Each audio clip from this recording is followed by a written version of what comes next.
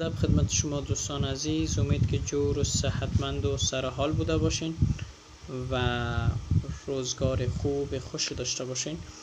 امروز میم بحث خود از کلمه واو شروع میکنیم. درسای قبلی را انشاءالله که خوب کار کرده باشین و بتانین در اخیر دوره ما خلاص میشه یک خوشنویس و یک خطات خوب باشین. امروز به درسای ادامه ما میم کلمات دیگه را کار میکنیم. واو کار کردیم، نون کار کردیم. امروز هید چشمه را کار میکنیم با یک تفاوت دیگه که امروز یک خطات بزرگتر از او کرده میگیریم، استفاده میکنیم. ببینیم همراه از اینا شما باید بلدیت خاص خود داشته باشین. همراه حل خطات خوب از این خوبتر میشه که شما استفاده بکنید. خب میخوایم حرف هید چشمه را کار بکنم. شما ببینین به این شکل کار میشه.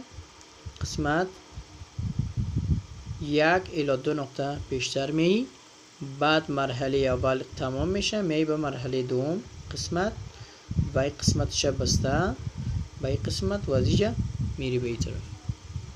یعنی دو چشم ازی باید با همدیگر چی باشه؟ یکسان باشه، مساوی باشه. و این قسمتش نیم نقطه پیش میری. باز با این کلمات مختلف کار میشه که میتونین از استفاده بکنین. اگر امرای الخطات خرد کار بکنین یا امو قلمی که در گذشته یا بگویم امو دوست قدیمی که ما استفاده میکردیم به این شکل این رقم میتونین که ازی استفاده بکنین. ببینین حتی میتونین همراه قلم از این استفاده بکنین. به می شیوه میتونین پیش برین. قلم و نیوخ اینا همیشه باید پیشتم. کسی که خطات هست خوشنویس هم میتونه باشه به شرط ازی که کار بکنه و امو قوانین را که در نای ما پیاده میکنیم در قلم هم باید از او استفاده بکنه. ببینین من همراه قلم بر شما کار میکنم. با دقت بکنین، بسیار شکل آسان است. قسمت 1.5 نقطه گفتیم میاییم قسمت، بعد قلم ما رو پایین تر میاریم و از این قسمت دورانی دور میخوریم. پس و این قسمت بسته و از اینجا پس طرف میریم. قسمت یک کمک پر کار میشه. دوباره کار میکنم به شکل. چون سایز قلم فرق میکنه باید به مو شکلی که من گفتم به رقم کار بکنن. بعضی از به خاطر که دیزاین بکنن یا یک کمک کلمه را خوبتر بکنن قسمت ها میاین کم دبل تر میکنن، زخیم. بازی قسمت هم زخیم کار میکنن به شکل. خوب بود هید چشمه ما که بود. میتونین این را همراه سینم کار بکنین، همراه کلمات دیگه هم کار بکنین. مثلا هی و سینم اگر کار میکنین به این شکل کار میشه. مثلا نوشته میکنین همیشه، درست به این قسمت میبینین همیشه به این شکل. خب بعد از او هیگردک است به این شکل کار میشه. تقریبا 1 نقطه است قسمتش و از این قسمت هم 2 نقطه میه، مثل دال و ریور.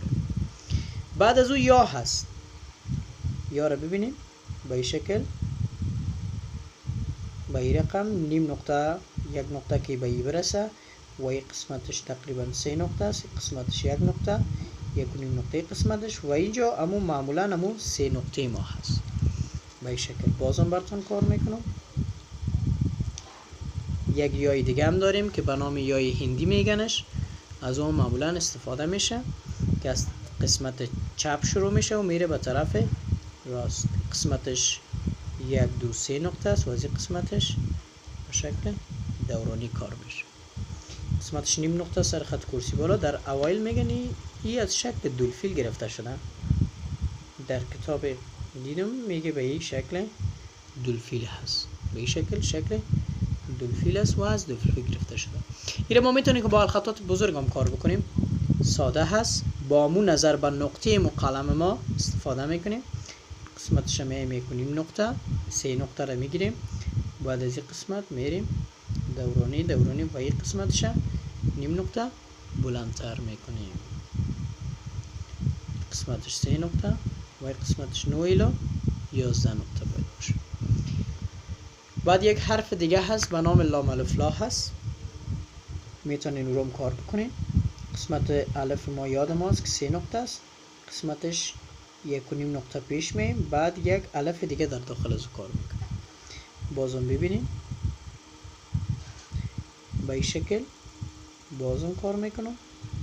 به این شکل مثلا به طور مثال که شما نوشته بکنین لالا،